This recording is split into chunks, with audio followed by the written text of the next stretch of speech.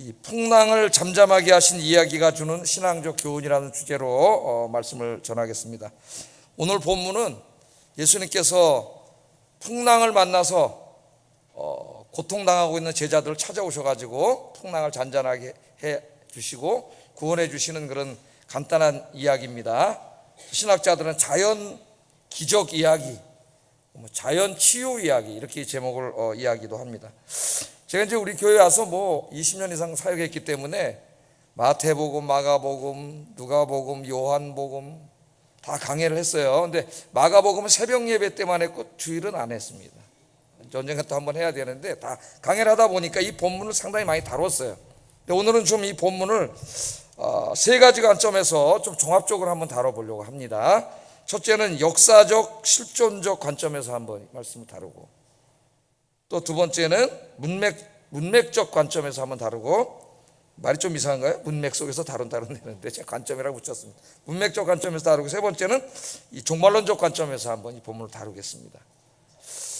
자, 역사적, 실존적 관점, 거창한 무슨 제가 실존주의를 말하는 게 아니고, 이 이야기가, 오늘 기록된 이 이야기가 2000년 전에 저 갈릴리 바다, 저기서 살았던 그 진짜 그 예수님의 제자들, 베드로, 안드레 이런 제자들, 야고보, 요한 이런 제자들이 배 타고 가다가 풍랑을 만난 역사적인 사건이고, 역사 속에 실제로 있었던 사건이고, 풍랑을 만나서 막 이제 어떻게 할 수가 없어 죽어가는데 우리 예수님 바다 위를 그냥 쫙 걸어오셔가지고 풍랑을 잔잔케 하시고 구원해 주신 그런 역사 속에 실제로 일어났던 일이다, 그런 관점에서 보는 거죠. 그게 중요합니다. 성경을 그렇게 읽는 것이. 지금 자유주의 신학자들이 자꾸 이런 기적 이야기를 무슨 신화니 어떤 교훈을 주기 위한 무슨 전설 같은 이야기니 이런 식으로 얘기하기 때문에 이 말씀 바로 이해하는 게 중요하고, 두 번째는 문맥 속에서 말씀을 보는 거예요.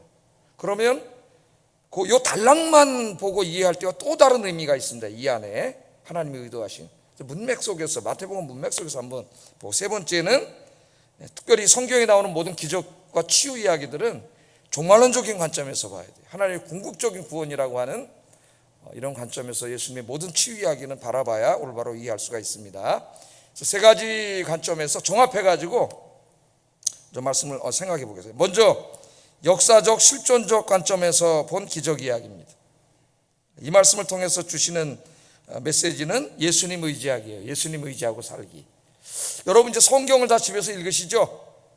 이제 가을이 됐습니다. 성경 많이 읽으셔야 되는데, 여러분이 마태복음을 읽다가 오늘 14장 오늘 본문을 한번 읽었다고 생각해 보세요. 조금 더 성경을 깊이 읽는 분은 이제 큐티를 합니다. 큐티를 하면 어떻게 돼요? 우선 제일 중요한 게 본문이 무슨 내용인지를 육하 원칙에 따라서 정확하게 다시 한번 자기의 말로 기소를 하는 것이죠. 학문의 시작이 관찰이라 그랬어요. 자연과학만 관찰해서 시작하는 게 아닙니다. 인문학도 다 관찰해서 시작하는 거예요. 정확한 관찰. 육하 원칙에 따라서 큐티하는 사람들이 한번 적습니다. 이 얘기를 다 한번 다 적어요. 그리고 이 이야기가 그냥 2000년 전에 있었던 갈릴리 바다에서 있었던 어떤 사람들에 대한 이야기만은 아닌 것이죠. 하나님과 성경에 기록하게 하셨기 때문에 이 이야기가 오늘 21세기를 살아가는 나에게 실존적으로, 나의 실존적인 삶 속에 무엇인가 말씀하는 거죠. 이 말씀이. 이런 관점에서 본다는 거예요. 그래서 그 성경을 읽고 여러분이 적었어요. 예수님의 제자들이 배 타고 가다가 풍랑을 만나서 인간이 할 수 있는 일을 다 해봤지만 구원받지 못하고 죽게 생겼는데, 예수님이 물 위를 걸어오셔서 풍랑을 잔잔하게 하시고 구원해 주심으로 그 배가 목적지까지 무사히 갈 수 있었다.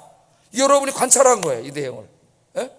자, 그러면 이것이 21세기 이 인생의 풍랑 속에 살아가는 우리들에게 어떤 의미가 있는가, 어떤 메시지를 주님이 주시는가, 그걸 이제 여러분이 적용하는 거죠.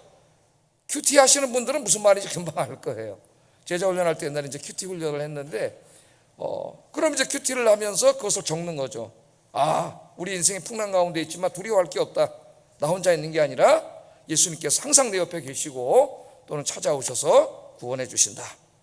그렇게 이제 딱 적용을 했어요. 그리고 이제 기도를 하는 거죠. 하나님, 내 인생에 이런 풍랑이 있는데 제가 힘들고 어렵고 두려웠는데 오늘 말씀을 통해서 확신을 얻었습니다. 주님께서 나와 함께 계시고 찾아오시고 도와주실 줄로 믿습니다. 그렇게 기도하면 여러분 훌륭하게 큐티를 한 것이고, 이 말씀을 그런 수준에서만 읽어도 이 말씀은 충분히 그런 의미를 담고 있어요. 이게 역사적 실존적인 의미예요. 이것은 여러분 누구 도움을 받지 않더라도 여러분 스스로가 할 수 있는 일입니다. 성경을 읽으면서. 그러나 이제 그것보다 조금 더 깊이 들어가는 문맥 속에서 읽기라든가 종말론적 신학 속에서 읽기는 좀 힘들겠죠. 그걸 이제 그러니까 누가 있어요? 그렇지, 목사가 있는 거예요. 그래서 그 부분들은 신학 훈련을 받고 신학 공부를 목사들이 이제 도와줘서 그 의미를 찾게 해줄 수가 있는 것이죠. 자, 그럼 먼저 역사적 실존적 관점에서 한번 좀 이야기를 자세히 한번 보겠습니다. 본문의 내용을 보면은 예수님께서 이제 제자들을 배 태워 보내시고 자신은 기도하러 산으로 올라가서 날이 저물기까지 거기 혼자 계셨다, 이렇게 얘기를 합니다. 22절 23절 한번 읽어보겠습니다. 시작.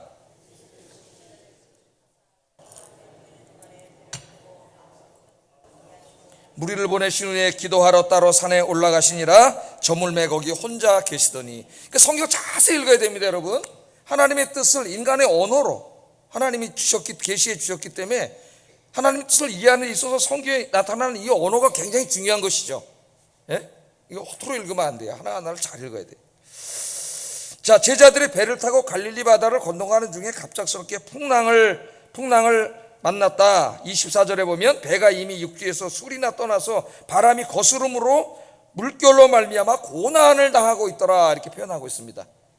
고난을 당하고 있더라. 마가복음 병행 구절에 보면 조금 더 자세하게 설명을 했는데 48절에 보면 6장 48절에 바람이 거스름으로 제자들이 힘겹게 노젓는 것을 보시고 그랬어요. 그러니까 예수님의 제자들 중에 상당수는 어부입니다. 그것도 다른 데서 고기 잡아먹고 살던 사람이 아니라 지금 배 타고 건너고 있는 이 바다에, 수도 없이 바다에 나가서 고기를 잡고 살았던 이 동네 사람들이에요. 이 동네 사람들. 자, 풍랑이 일고 그러니까 사공이 현재 안 되니까 이 사람들은 전문가잖아요. 그 사람들이 이제 이 풍랑을 헤치고 목적지로 가기 위해서, 살기 위해서 노를 열심히 진 것 같아요. 근데 힘겹게 노를 졌다고 이야기하고 있는데 그래도 자기들이 통제할 수 있는 상황이 아닌 겁니다. 자, 이 밤중에 배를 타고 건너가게 됐는데 이 사람은 평생 여기 살았기 때문에 언제 어느 시기에 풍랑이 부는지 이런 걸 다 알고 있는 사람들이에요. 근데 이제 밤중에 배를 타고 건너갔다고 하는 것은 풍랑이 일지 않는 기간이라는 걸 알기 때문에 배를 타고 건너간 거죠. 배도 운행을 한 것이고. 그런데 이제 가다가 풍랑을 갑자기 만나게 됐는데 자기들이 갖고 있는 지식으로는, 힘으로는, 경험으로는 도저히 헤쳐나갈 수 없는 그런 풍랑을 맞게 된 거예요. 자, 이처럼 막 노고를 짓고 살려고 애쓰고 몸부림치고 있을 때 예수님이 저 산에서 기도하시다 그 모습을 보시고 무리를 걸어서 풍랑의 한가운데로 찾아오십니다. 야, 여러분, 풍랑 속에서 죽게 생겼는데 혼자 내버려두지 않고 예수님이 어떻게 해요? 지금 그걸 보시고 예수님 다 보고 계시잖아요. 찾아오셨다. 이게 얼마나 위로가 되겠어요. 찾아오셨다. 왜 찾아오셨다. 근데 제자들이 예수님을 보고 유령인 줄 알았어요. 왜냐하면 그 밤중에 한 새벽 서너 시쯤 됐을 텐데 그 밤중에 물 위로 그 풍랑이 막 쳐서 자기들은 막 놓아줘갖고 살려고 해도 통제가 안 되는데 한 사람이 물 위로 그냥 평화롭게 그냥 탁 걸어오는 거, 이게 사람일 수가 없으니까 귀신인 줄 알았어요. 유령인 줄 알았어요. 그래서 더 무서워했다 그랬어요. 야, 이 갈릴리 바다에 유령이 나타난다 보다 우리 깜짝 죽었다 그러고 더 무서워했다 그랬습니다. 49절 한번 읽어보겠습니다. 시작. 유령인가 하여 소리를 질렀다 그랬어요. 소리. 우리나라 사람들은 뭐라 그래요? 귀신이야! 저는 귀신이야. 그거 똑같은 거죠. 소리를 질렀다 그래. 유령이다! 우리나라 사람은 귀신이다! 이렇게 풍랑이 막 쳐서 그것도 두려워 죽겠는데 귀신이, 여러분, 바다에 귀신이 쑥 나타나고 생각을 해보세요. 유령인 줄 알았어요. 자, 이때가 유대인의 시각으로 밤사경이라고 얘기합니다. 밤사경. 그러니까 한 경은 3시간씩이에요. 3시간씩. 그래서 이 밤사경은 새벽 3시에서 6시 사이입니다. 그러니까 사경이 3시간 간격이에요. 언제인지는 정확히 모르지만 오늘 이 내용으로 볼 때는 한 3, 4시 정도 된 것 같습니다. 깜깜한 해가 뜨기 전에 3, 4시 정도예요. 자, 풍랑이 일고 있는 바다, 3, 4시 깜깜한 바다입니다. 거기에 갑자기 한 사람이 이 중력의 법칙을 거스르고 바다 위를 걸어오고 있는 것이죠. 이 자유주의 신학자들이 성경을 읽으면서 뭐라 하냐면, 야, 사람이 어떻게 중력이 있는데 무리를 걸어올 수 있느냐. 그러니까 이거는 하나의 그냥 신화이거나 전설적인 이야기거나 어떤 교훈을 주기 위해서 기록한 거지, 진짜 어떻게 사람이 걸어오느냐, 이런 얘기를 하는 거죠. 얼마나 한심한 자들이에요. 그 예수님 누구십니까? 그 중력을 바로 만드신 분이죠. 중력의 법칙을 누가 만들었어요? 하나님 만드셨지. 그 예수님이 하나님이시잖아요. 중력의 법칙을 만드신 분인데, 그 중력의 법칙을 거스르고 무리를 걷는 게 뭐가 그렇게 어려운 일이에요? 요새는 과학이 발전해서 인간도 무중력 상태를 만들어 놓고 우주인들을 훈련시키는데, 무중력 상태 들어가면 어떻게 떠다니잖아요, 여러분이. 중력을 없애놔가지고. 그래서 그 여러분이 잘 알고 있는 그 뉴턴, 아이작 뉴턴 같은 사람은 하나님이 세상을 창조하신 다음에도 이 우주를 섭리하시고 직접 다스린다고 이야기하면서 뭘로 다스리냐면, 하나님께서 그래서 중력을 매일 공급해 주신다고 얘기했어요. 그러니까 중력이라고 하는 거, 이 우주를 지탱하는 힘이죠. 지구를 지탱하는 힘인 이 중력이 그 물질 자체에 내재해 있는 힘이냐, 아니면 초월해서 오는 힘이냐. 그때 그 유명한 아이작 뉴턴은 그 물질에 내재해 있는 게 아니고 하나님이 매일 공급해 주심으로써만 움직일 수 있도록 하나님 공급해 주시는 것, 초월해서 오는 것이라고 그런 얘기를 했습니다. 물론 과학자들은 반대하겠지만은 하나님 물론 물질에 이미 내재해서 거기서 작동하게 하셨든 매일매일 공급해 주시든 어쨌든 중력을 만드시는 하나님이세요. 그분이 그 바다 위로 걸어오시는 거예요. 귀신이야 무서워하는 제자들에게 우리 예수님이 따뜻한 음성으로, 나다, 두려워하지 말라, 그 말씀하셨죠. 내니 두려워하지 말라. 그 주님의 음성이 들리십니까? 여러분 이제 오늘부터 인생 살아가시다가 힘들고 어려울 때 이 음성이 말씀으로 들려지기를 주의 이름으로 축복합니다. 내니 두려워하지 말라. 예수님이 그렇게 말씀하셨어요. 살다 보면은 제자들이 만난 것과 같은 세찬 인생의 풍랑을 만날 때가 있습니다. 내가 가진 경험과 지식과 모든 것을 다 동원해도 어찌할 수 없는 상황에 직면할 때가 있어요. 정말 그런 경우들을 저도 경험해봤는데, 내가 어떻게 할 수가 아무것도 할 수가 없는 그런 상황에 직면할 때가 있습니다. 그때 오늘 본문은 이야기해줘요. 두려워하지 말라. 주님을 바라보라. 주님을 바라보라. 너 혼자가 아니다. 우리가 인생의 풍랑 가운데 있을 때 너 혼자 내버려 두지 아니하시고 그 모습을 보신 예수님께서 무리를 2000년 전에 걸어오신 것처럼 지금 여러분의 인생에 찾아오실 줄로 믿습니다. 찾아오시는 거예요. 두려워하지 말라고 말씀하시는 거죠. 우리가 환난 당할 때 절대 주님 혼자 내버려 두지 않으시고 찾아오셔서 그 풍랑을 잔잔케 해주시는 거예요. 근데 중요한 거는 이 말씀이, 그것을 믿음 굉장히 중요해요. 이 말씀을 믿으면 이 말씀은 내 인생을 바꿔놓습니다. 엄청난 위로가 되는 거죠. 나에게 2000년 전에 제자들을 풍랑 속에 구해주셨던 그 하나님은 어제나 오늘이나 동일하신 하나님이시고, 우리는 시간 속에 살아서 시간의 차이가 있지만 하나님은 영원 속에 계시, 하나님은 동일하신 하나님이 오늘 이 시간에 내 풍랑을 만난 이 시간에도 하나님이 찾아오시는 하나님인 줄로 믿습니다. 이 성경을 읽으면서 큐티를 하면서 여러분이 그 믿음을 갖게 되면은 여러분 인생에 이게 얼마나 위로가 되겠냐고요. 이 말씀이 두려워하고 절망하고 불안하다가 주님이 나와 함께 계시고 도와주신다는, 이 문제를 해결해 주신다는 믿음을 갖게 되면은 큰 위로가 됩니다. 그래서 여기서 중요한 것이 믿음이에요. 믿음. 그래서 그 다음에 베드로 이야기가 나오는 거예요. 베드로는 원래 다혈질이라 했죠. 베드로가 딱 봤더니 유령인 줄 알았는데 예수님이잖아요. 내니 두려워하지 말라 예수님이. 그러니까 베드로가 흥분했습니다. 정말 당신이 주님이시라면은 나도 뛰어내려서 중력의 법칙을 거스르고 걸어가게 해주세요. 그렇게 얘기를 했어요. 28절 한번 읽어보겠습니다. 시작. 나를 명하사 무리로 오라 하소서. 당신이 만일 주님이시거든, 예수님이 주님이시다. 그래서 우리가 예수님을 얘기할 때 주님이라는 말을 많이 씁니다. 주님. 어떻게 더 정겹게 느껴져요. 예수님보다 주님이라는 말은 헬라어로는 쿠리오스지만은 히브리 말로 번역하면 야훼라는 말이에요. 야훼. 그래서 초대교회의 복음의 핵심이 예수 그리스도, 나사렛 예수 그리스도가 주님이시다예요. 주님 뭐예요? 그분이 하나님이라는 얘기. 하나님. 우리는 삼위일체 하나님이 성자 하나님의 아들 하나님이시다 그 말이에요. 하나님.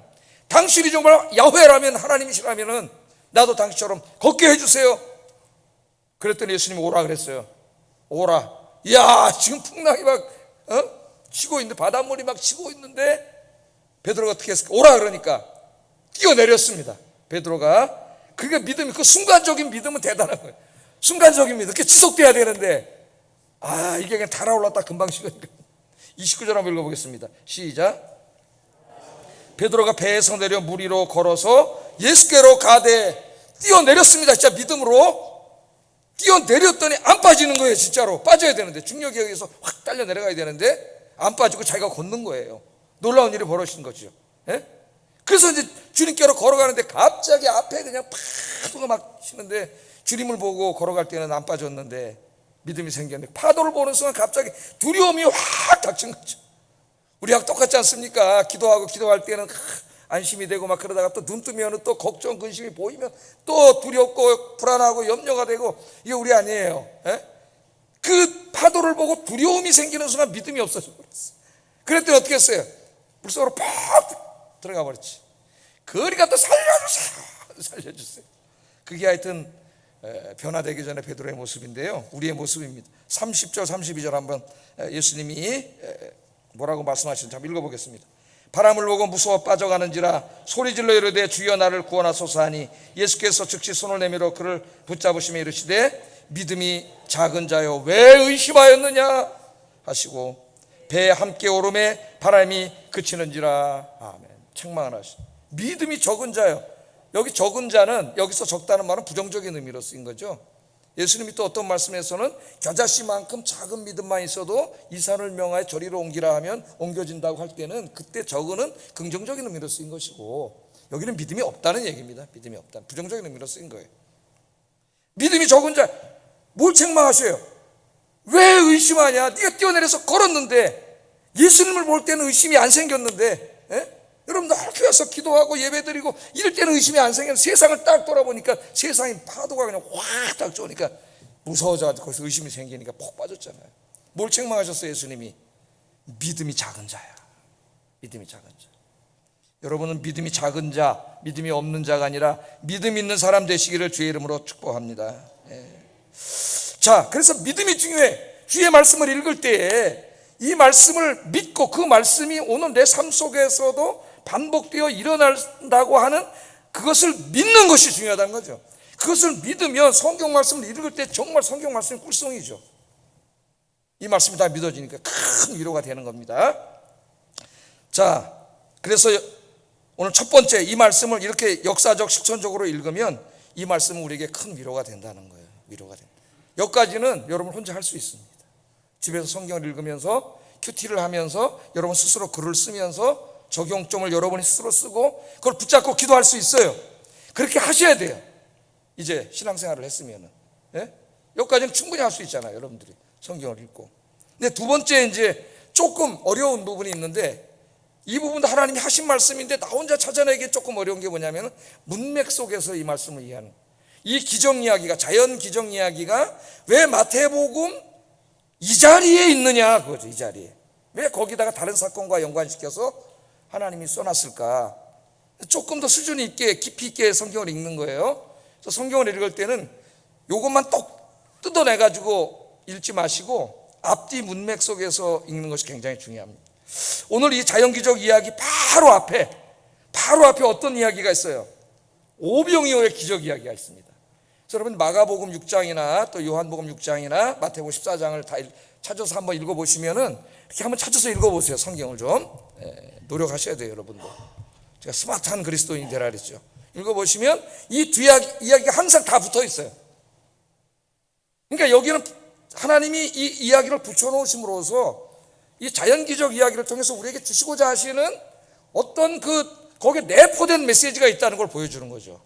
겉으로 확 드러나 있지는 않지만 그 안에 내포된 그런 메시지가 있다는 걸 보여줍니다. 자, 오병이어가 뭡니까? 예수님 설교하시는데 남자 성인만 5,000명, 그러면 거기 여성들과 아이들까지 다 합치면 2만 명이 넘는 사람들이 될 것으로 좋게 생각되는데, 먹을 게 없으니까 어린아이가 바친 떡 5개와 물고기 2마리로 그걸 2만 명을 다 먹이시고 12광주리가 남은 사건이에요. 인간이 그렇게 할 수 있나요? 상상조차 할 수가 없는 그 일을 우리 예수님께서 하신 것이죠. 그러니까 배고픈 사람들을 볼 때 예수님은 그걸 아신다니까요. 배고프면 밥 먹어야 돼. 그걸 불쌍히 여기셔요. 그래서 식사를 주신 거 아니에요. 저 광야 때는 하늘에서 내려주셨지만은 하늘에서 내려주시던 그분이 인간이 돼서 오셔가지고 여기서 뜯어서 주시는 거예요. 예? 그래서 일용할 양식을 위해서도 기도하라고 우리 주님이 가르쳐 주신 거예요. 떡을 다 이렇게 먹이니까 사람들이 이걸 보고 깜짝 놀랐습니다. 아니 떡 5개 물고기 2마리로 이 많은 사람들 2만 명이 넘는 사람들을 먹는 걸 보고 이 이스라엘 사람들이 흥분하기 시작했어요. 아, 이분이 우리가 그렇게 기다리던 메사야다, 메시아다. 예? 그렇게 소리를 지릅니다. 근데 오해하면 여기서 이스라엘 사람들의 메시아는 왕이에요. 왕. 예수님 당시에 이스라엘 사람들이 기다리던 메시아는 죄로부터 우리 인류를 구원하는 하나님이 아니고 이스라엘을 로마로부터 해방시켜주고 이스라엘을 역사의 중심이 되게 만들어주시는 이스라엘의 왕입니다. 하나님 보내주신 왕. 그러니까 정치적인 의미가 있어요. 폴리티컬 메사예요. 바로 그 메시아구나. 아이 떡 5개 물고기 2마리로 2만 명을 먹인 이분이 메시아구나. 그래서 예수님을 왕으로 삼으려고 했어요. 그게 본문에는 안 나오지만 요한복음 병행 구절에 나옵니다. 요한복음 6장 14절 15절 한번 읽어보겠습니다. 시작.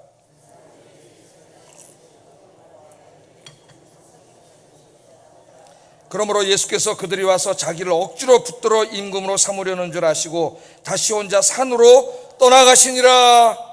아멘. 임금 삼으려고 했단 말이에요. 왕. 자, 이분이 바로 하나님 보내주신 그 왕이다. 정치적인 왕이니까 이제 우리 빨리 이스라엘 군대를 모아가지고 로마와 전쟁을 벌여서 이스라엘 독립을 하게 만들자, 이런 생각을 한 거죠. 그래서 왕으로 삼으려고 막 그랬습니다. 자, 그래서 오늘 22절에 요한복음 같이 읽어보면은 22절 한번 다시 한번 읽어보겠습니다. 이게 연결이 돼요. 한번 읽어보겠습니다. 시작.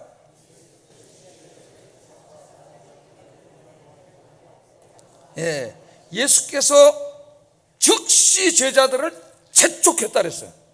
그러니까 왜냐하면 이 제자들이 흥분했어요. 제자들도 똑같은 생각을 하고 있었거든. 예? 예수님이 바로 그런 정치적 메시아라고 초창기에 그렇게 생각을 했어요. 그래서 예수님이 왕이 되면은 뭐 갖고 싸웠어요? 이스라엘의 왕, 진짜 왕이 되는 거예요. 다윗 왕과 같은 왕이 되는 거예요. 그러면은 12장관 자리를 우리가 차지하게 된다. 그러니까 예수님을 정치적인 메시아로 이해했습니다. 요즘 그 사람들이, 교회 다니는 사람들이 자꾸 예수님을 정치에 팔아먹는 사람이 있어요. 신성모독입니다. 예? 그런 짓을 하면 안 되겠죠. 자, 12장관. 그래서 야고보와 요한은 누구까지 찾아왔어요? 엄마도 찾아왔잖아. 엄마도 그렇게 믿었다는 거야. 예수님이 왕이 돼가지고 이스라엘의 왕이 되면은 12명이 있는데 우리 아들 최고니까 하나는 왼편, 하나 오른편에 1인자 2인자가 되게 해주세요. 엄마의 마음이 아니겠어요? 예? 왕이 여기 계신데 왕이 될 분이 그렇게 해주세요. 그랬더니 제자들이 듣고 저놈의 새끼들 저러면서 지네가 싸우고 길거리에서 싸우고 맨날 관심이 이거였다고. 예수 믿고 뭐 돈 많이 벌고 성공하고 뭐 출세하고 건강하고 막 이런 얘기만 하는 거죠. 예? 그러면서 제자들이 싸웠어요. 근데 지금 왕으로 세우려고 그러니까 제자들이 잔뜩 흥분해가지고 이제 그때가 왔구나. 그러니까 큰일 나잖아요. 예수님 죄로부터 인간을 구원하고 온 인류를 구원하러 왔지 이스라엘의 정치적인 왕으로 오신 분이 아닌데. 그래서 오염되니까 예수님이 어떻게 했어요? 급하게 재촉해가지고 그 무리로부터 띄어낸 거예요. 그래서 재촉하고 나온 거예요. 그래서 배에다 태워가지고 빨리 그 무리들이 없는 저 건너편으로 보낸 겁니다. 지금 보낸 거예요. 자, 여기 중요한 것이 있죠. 방금 전만 해도 이 두 이야기를 합쳐서 한번 읽어보세요. 방금 전만 해도 제자들은 어디에 들떠 있었어요? 예수님이 왕이 되고 자기들이 그 장관이 되는, 거기에 지금 잔뜩 들떠서 영광을 이제 예수님을 인하여 누리게 될 이 세상의 평화와 영광과 건강과 부를 잔뜩 기대하고 있는데 지금 상황은 어떻습니까? 조그만 배 타고 저쪽으로 건너가는데 풍랑이 일어나가지고 거기서 빠져 죽게 생겼잖아요. 풍랑이 일어날 때도 아닌데 여기 예수님 중요한 교훈을 주는 거예요. 예수님을 따르는 제자의 길이 뭐냐? 제자의 길이 뭐냐? 예수님 믿고 그걸로 해서 무슨 세상 일이 잘 되고 출세하고 성공하고 이 세상의 영광을 누리고 그러는 게 아니고 예수님의 제자의 길은 예수님을 따르는 거예요. 예수님이 걸어가신 십자가의 길을 따르는 거예요. 비록 그 풍랑이 일고 그래서 빠져 죽게 되는 그런 극한 상황에 처할지라도 그 길을 걸어가는 것, 그게 제자의 길이다. 제자의 길이다. 그걸 예수님이 가르쳐 주시는 겁니다. 마가복음 8장 35절 한번 읽어보겠습니다. 시작. 나와 복음을 위해 제 목숨을 잃으면 구원하리라. 자기의 목숨을 걸고 복음을 전하고 주님의 몸된 교회를 섬기고 수고하고 헌신하는 것, 비록 풍랑이 일어나고 우리 삶을 위협할지라도 그 길을 걸어가는 것, 그게 제자의 길이다. 제자의 길이다. 편안하게 그냥 교회 한번 와서 예배드리러 가가지고 편안한 인생을 살아야지, 그거하고 기독교는 상관이 없다는 것을 가르쳐주고 있어요. 그래서 사도 바울 선생이 로마서 8장 17절 18절에 이렇게 얘기하고 있습니다. 읽어봅니다. 시작.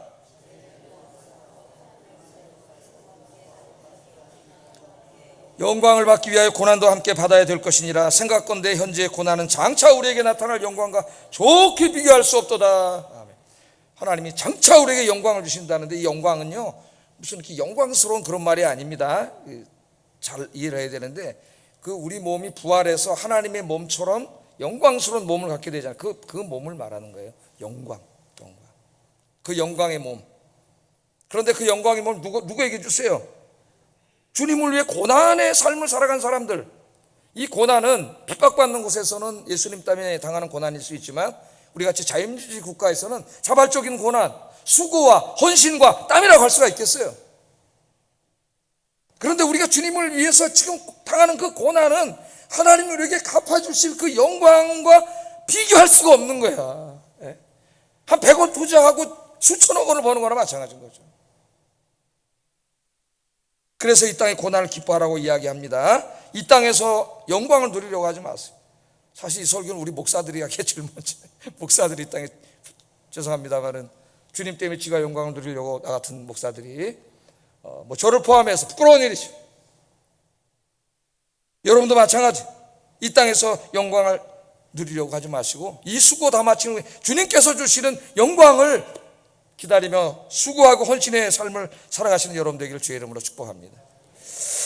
자, 마지막으로 이제는 더 큰 퍼스펙티브에서 성경을 바라봐야 돼. 예수님의 기적과 치유는 모든 그 퍼스펙티브를 이 종말론적인 관점에서 바라봐야 됩니다. 그러니까 우리 하나님께서 인간과 이 세상과 온 우주를 구원하시는, 그 구원을 완성하시는 날, 종말론적인 의미가 거기에 있죠. 그 관점에서 바라봐야 돼요. 기적 이야기를. 어떤 사람은 잘못 읽어가지고 예수님도 죽은 사람 살리고 막 그런데 자기도 살리겠다고 막, 그래서 죽은 사람 어떻게 살려요 우리가? 그런 사람이 있어요. 자, 이 자연기적 사건은 예수님이 누구인가를 보여주고 있어요. 예수님이 누구인가? 예수님이 누구인가? 유대인들이 기대하던 그런 정치적인 왕 정도인가? 아니면 세상 사람들이 바라볼 때 예수? 그래, 예수 역사적인 인물인 건 인정해. 사료들이 다 있으니까 역사적 실존적인 인물이야, 그건 인정해. 그 사람 그 로마의 정치범으로 몰려서 십자가형을 당한 사람이지, 그것도 다 역사적인 사료가 있으니까 다 인정해. 부정한 사람 없어요. 그런데 그분은 이 땅에 사실 때 가난하고 소외하고 병든 자들 찾아가서 정말 사랑을 베푼 분이고, 오른뺨을 때는 왼뺨을 돌려대라고 원수를 사랑 가르쳤던 정말 위대한 인간, 위대한 도덕적인 선생님이지, 그것도 부정하는 사람 없어요. 그래서 세상 사람들은 예수님을 칭찬하긴 합니다. 4대 성인 중에 한 분이라고. 4대 성인, 책에도 나와야 될 책에 4대 성인 중에 한 분이라고. 그러나 예수님을 거기까지밖에 몰라요. 그 예수님이 누구인가를 지금 마태복음 보여주고 있습니다. 오늘 25절에 보면 밤 사경에 예수께서 바다 위로 걸어서 왔다 그랬어요. 풍랑이 있는 바다 위를 걸어서 올 수 있는 분은 인간이 아닙니다. 그가 아무리 도덕적으로 훌륭하고 대단한 무슨 정치가 일지라도 바다 위를 걸을 수 있는 사람은 없어요.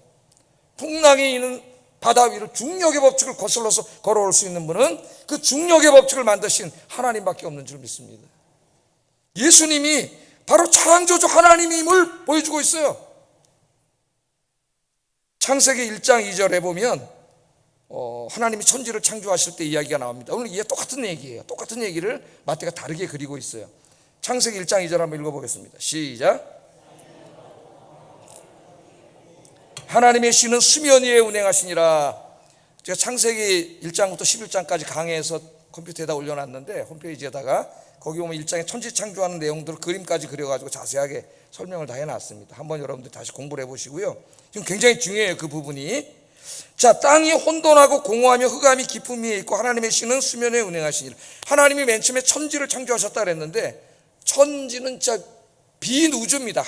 해와 달과 별은 나중에 창조하셨으니까 빈 우주에 지구를 창조하신 거예요. 지구만, 천지.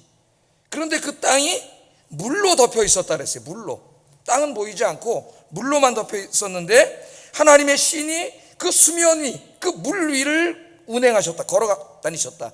물론 이제 이 운행하다는 말은 라헤프라는 말에서 온 것으로 하나님께 감싸 안았다는 뜻도 있어요. 제가 창세기 강의할 때 이제 그렇게 강의를 했는데 문자적으로 읽으면은 물 위를 걸으신 거죠. 자, 그럼 지금 이야기하고 똑같은 얘기예요. 이 이야기가. 창세기 1장 2절에 그 물 위를 걸으신 하나님이, 그래서 그 혼돈에 질서가 없는 곳에 질서를 세우시고 세상을 창조하셨던 그 하나님이 지금 인간으로 오신 거예요. 그래서 지금 그 풍랑이 일고 혼돈과 두려움 속에 빠진 인간의 세상 그 위를 걷고 계시고 그 풍랑을 잔잔하게 하신 거예요. 그들을 목적적으로 인도하신 거예요. 바로 이분이 누구라는 거예요. 그 천지를 창조하실 때 그 수면 위를 걸으셨던 바로 하나님이라는 것을 우리에게 이야기하고 있는 것입니다. 자, 그래서 마태는 이 이야기를 통해서 창세기 1장 2절을 염두에 두고 이 예수님이 하나님의 아들, 창조주 하나님임을 우리에게 이야기하고 있습니다. 자, 그러면 그 뭘 얘기하는 걸까? 이걸 통해서 지금 천지를 창조할 때 그 물 위를 걸으시면서 이 새로운 세상을 다 창조하신 하나님이시잖아요. 그러나 인간의 죄 때문에 그 세상이 죄로 오염되고 파괴됐어요.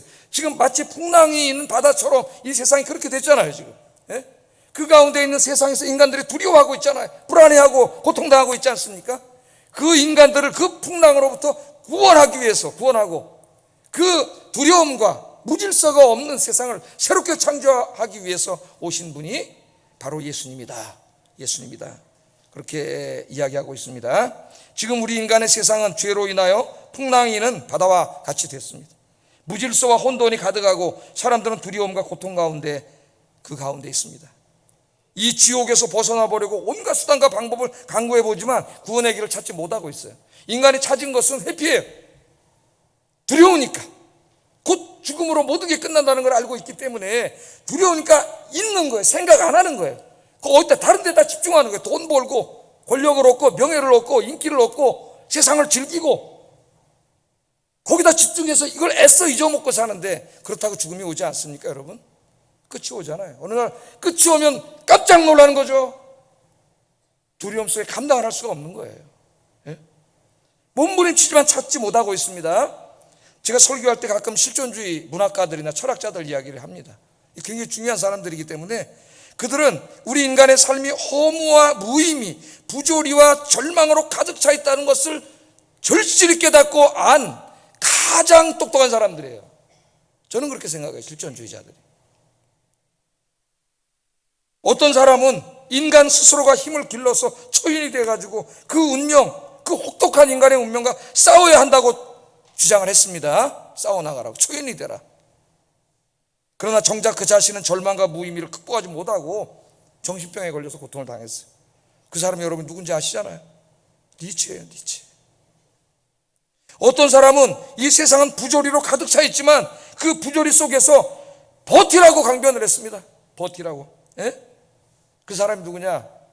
여러분이 잘 알고 있는 프랑스의 작가인 알베르 까미예요. 알베르 까미.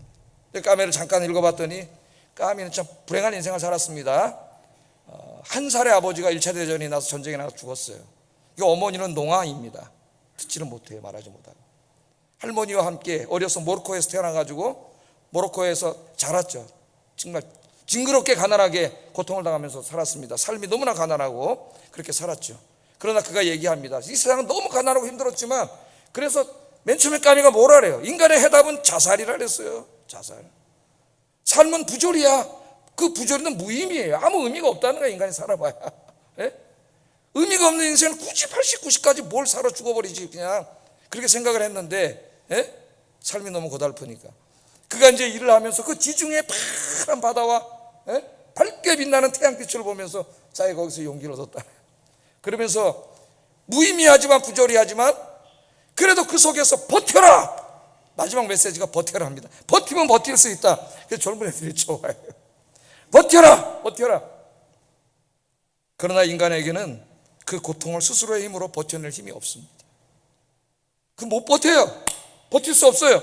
우리 예수님께서 이 모든 절망과 무의미의 혼돈을 치유하시고 인간에게 소망을 주십니다. 예수님 뭐라고 말씀하셨어요? 너 혼자 버텨라. 네가 강한 사람이 되라. 그렇게 말하지 않았어요. 예수님 뭐라 그러셨어요? 수고하고 무거운 짐진 자들아 다 내게로 오라. 내가 너희를 쉬게 하리라. 할렐루야. 인간은 버틸 수 없어요. 그 무거운 짐을 지면 그냥 눌려버려. 우리 예수님이 대신 져주신다 그러잖아요. 그 은혜를 입은 사람들이 여러분이에요. 할렐루야. 그래서 이것은 은혜라 그래요. 우리가 은혜. 도저히 받을 자격이 없는 우리에게 하나님이 거저주신 거예요. 거저주신. 여러분, 제가 파스칼도 여러분에게 말씀을 드립니다. 이 이야기를 자주 해요. 굉장히 중요한 이야기이기 때문에. 파스칼 역시 이것을 깨달은 사람이죠. 그래서 천재적인 수학자입니다. 독실한 그리스도인이 됐어요. 나중에. 파스칼이 뭐라 그랬어요? 인간은 뭐라 그랬어요? 우리 여기 바이올린 하시는 우리 생각하는 갈대다 그랬잖아요. 생각하는 갈대. 인간은 갈대와 같은 존재야. 갈대는 뭐야? 바람만 불어도 흔들리는 아주 연약한 존재. 우주론적으로 보면 인간은 우주 안에 수증기 하나만 떨어져도 우주가 죽일 수 있는 아주 먼지 같은 존재이고, 도덕적으로 봐도 매일 죄만 짓고 있는 도덕적으로 연약한 존재이고, 생물학적으로 봐도 저 동물 하나 이길 수 없는, 어떻게 보면 지구상의 가장 연약한 존재. 인간의 모든 실존에서 연약함을 받습니다. 연약한 존재. 갈대야 갈대인데, 그러나 인간은 생각하는 갈대다. 인간의 위대함은 어디 있느냐? 그렇게 연약하지만 인간은 생각할 수 있는 능력이 있어요. 생각하는 갈대야. 그래서 파스칼은 인간의 위대함을 생각하는 존재에서 찾았습니다. 생각할 수 있는 인간. 그래서 인간은 위대해요. 그러나 그 인간의 위대함이 다시 인간을 절망으로 몰아넣어요. 인간은 생각해. 그래서 자기가 연약한 존재라는 것도 알 수 있고, 우리 인간의 절망과 무의미로 가득 찼다는 것도 알 수 있고, 언젠가는 죽음으로 끝난다는 걸 다 알고 있어. 그것들을 다 알고 있지만 스스로의 힘으로는 그것으로부터 벗어날 수 없는 존재, 그게 인간이에요. 그래서 인간은 생각하는 위대한 존재이지만 그 위대함 속에서 다시 절망과 고통이 찾아옵니다. 실존주의자들은 그 답을 몰랐어요. 버텨라, 그냥 무슨 초인이 되라 이런 얘기밖에 할 수가 없었어요. 그러나 파스칼은 거기서 주님께로 돌아옵니다. 나를 위해서 십자가에서 죽으시고 부활하신 예수님에게 그 소망이 있다는 걸 깨닫고 주님께로 돌아와서 훌륭한 신자가 됐고, 자기가 깨달은 것을 사람들에게 글로 쓰기 위해서 글을 쓰다가 죽었어요. 일찍. 그 글을 모아놓은 게 판세예요. 판세. 주님 안에서 그 해결책을 찾았잖아요. 그래서 니체 같은 사람이 우리 보고 초인이 돼서 네 힘으로 이기라고, 혹독한 운명과 싸워서 이기라고 했던 그 사람이 파스칼을 보고 안타까워했다 그래요. 야, 저 수학의 천재인 파스칼이 자기의 그 수학적인 재능을 하나님에게 제물로 바쳤다. 제물로 바쳤다. 누가 불행한 사람입니까? 니체는 목사의 아들이었지만은 안타까운 길을 가고 말았어요. 물론 니체 해석가들 중에 나중에 니체가 회개했다고 하는 사람도 있습니다. 저는 뭐 전문가는 아니기 때문에 잘 모르겠어요. 여러분, 오늘 주님이 바로 찾아오셔서 수고하고 무거운 짐진 자들아 다 내게로 오라. 내가 너희를 쉬게 하리라. 그래서 여러분 이 말씀을 듣고 아멘하고 주님께로 오늘 나오신 줄로 믿습니다. 오늘 주님께서 여러분에게 쉼과 안식과 평안을 주실 줄로 믿습니다. 그런데 우리의 구원이 아직 완전히 완성되지 않았기 때문에 여전히 이 땅에는 이 절망과 무의미가 가득 차 있어요. 우리 그리스도인들도 그 가운데 살고 있어요. 그래서 베드로처럼 그 파도를 바라볼 때 두려워지고 무서워지고 믿음이 약해져. 그럴 때가 있죠. 저도 그렇고 여러분도 그렇고. 그때 여러분 주님을 바라보세요. 주님을. 이제 이 2000년 전에 우리 예수님께서 유대 땅에 오셔서 십자가에서 죽으시고 부활하심으로 이 모든 것들을 다 구원을 성취하셨습니다. 이제 잠시 잠깐 후면 우리 예수님 약속하신 대로 천군 천사를 대동하고 창조주의 영광의 모습으로 오실 거예요. 2000년 전에는 하나님이 이 땅에 오셨는데 저 말구유의 아기의 모습으로 은밀하게 오셨기 때문에 사람들이 몰라. 거기에 구원이 있는 줄을. 그래서 우리가 전도해야 되는 거예요. 그러나 다시 오실 때는 그렇게 오지 않으세요. 천군 천사를 대동하시고 창조주의 영광의 모습으로 오시기 때문에 모든 피조물이 저 개미까지 다 알게 오셔요. 그러니까 여러분, 자기가 지금 제르미야스라고 하는 사람들은 다 이단이야, 가짜예요. 예수님이 그렇게 오셔서 이 모든 파도를 다 치유하시고 이 땅을 하나님 나라로 이루십니다. 그 모습이 그 유명한 계시록 21장 3절 5절이에요. 한번 읽어보겠습니다. 시작.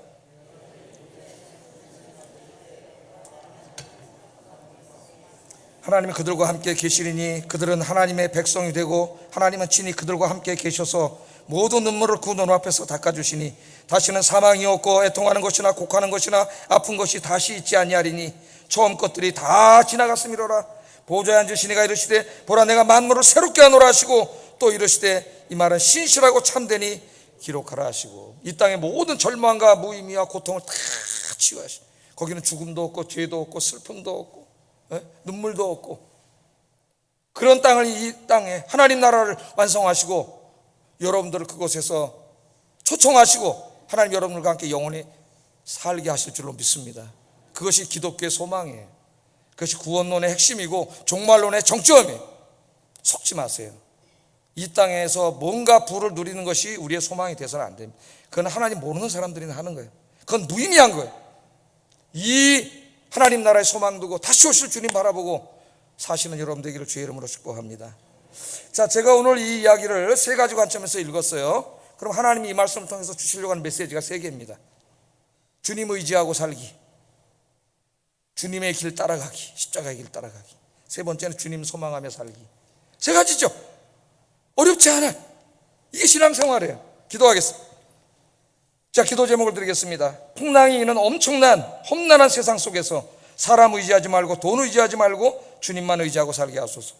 편안하고 영광스러운 길이 아니라 주님의 십자가의 길을 가게 하소서.